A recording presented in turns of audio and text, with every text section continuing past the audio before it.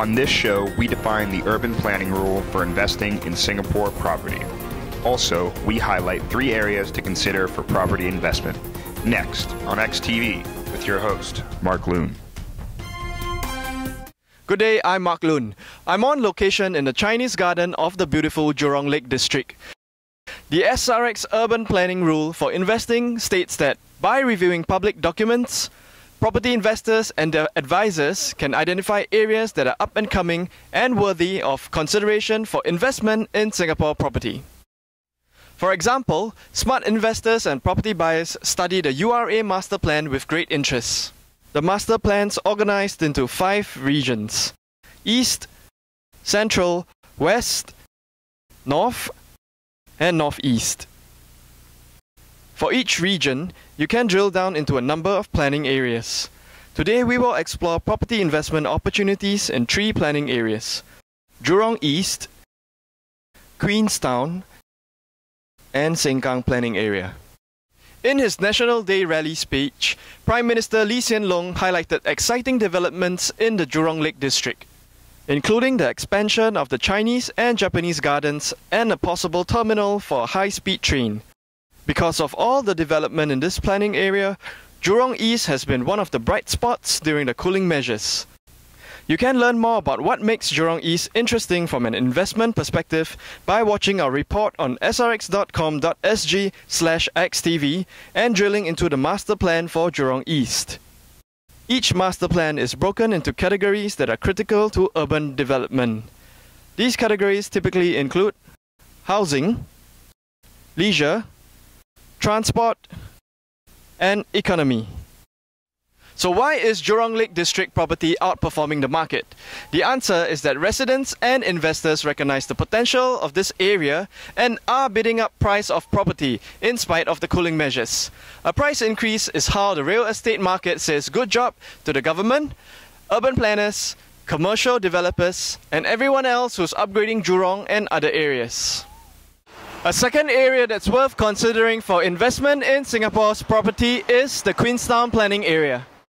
As we can see from the master plan for Queenstown, the government has plans for new public and private properties, including new homes on the fringes of Holland Village and its new MRT station on the Circle Line.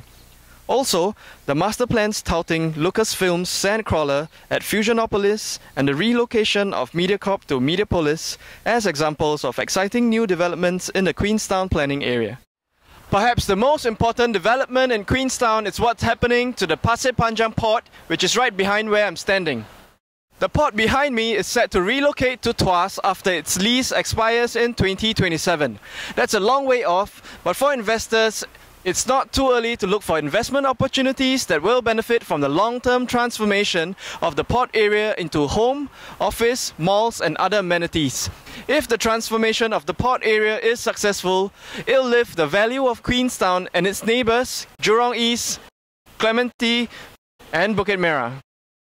Well, as they say, a rising tide lifts all boats. The Vision Exchange is a commercial development that's hoping to benefit from the nearby upgrade of the Jurong Lake District as well as the redevelopment of the Pasir Panjang port area.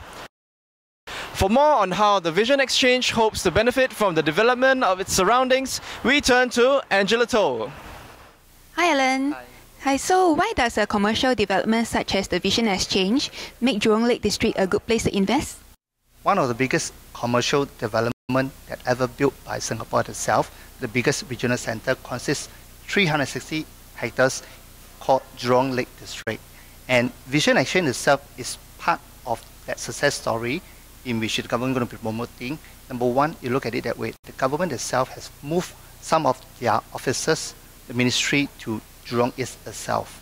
This is part of the government plan to decentralize the CBD area to the suburban area.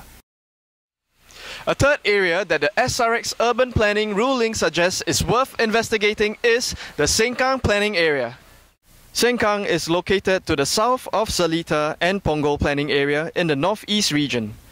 The URA master plan calls Sengkang a vibrant new town that is now a highly desirable place to live, work and play. Highlights include Seletar Mall, green spaces and the expansion of the Seletar Aerospace Park. Behind me is the construction of the new super shopping mall, Seletar Mall. Riverbank at Fernvale is one new residential development that wants to benefit from the mall's development and its proximity to Sengkang Riverside Park. For more on how the Riverbank at Fernvale plans to benefit from the SRX Urban Planning Rule, we return to Angela Toll. Hi Dennis. Hi. So what nearby development actually makes the Riverbank at Fernvale an attractive place to live? Mega infrastructures. What we have looked over here, Seletar Aerospace Park, is going to be one of the biggest technology infrastructures which is going to bring in a good transient population of the PMETs. To correlate the importance of the aerospace park in Seletar, there will be a major infrastructure change in the Jalan Kayu area along this line over here, and it will be converted to the next Holland Village. So this is basically a storyline, I would say, to highlight the importance of the whole cluster in Seletar. The emergence of the Seletar Mall, where big players like Shaw has decided to position themselves inside Seletar Mall. In conclusion, the mega infrastructure of Seletar Aerospace Park, the revamp of Jalan Kayu to the next Holland V, the emergence of the Seletar Mall will definitely make properties in the vicinity like Riverbank at Fernvale a choice buy for both investors or home buyers.